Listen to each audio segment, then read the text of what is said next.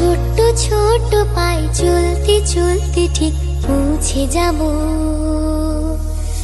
এই ছোট্ট ছোট্ট পায়ে চলতে চলতে ঠিক পৌঁছে যাব সেই চাঁদের পাহাড় দেখতে পাবো। সেই চাঁদের পাহাড় মাথায় যাহার রামধনু রাঙা হয় দেখতে পাবো। ঠিক পৌঁছে যাব।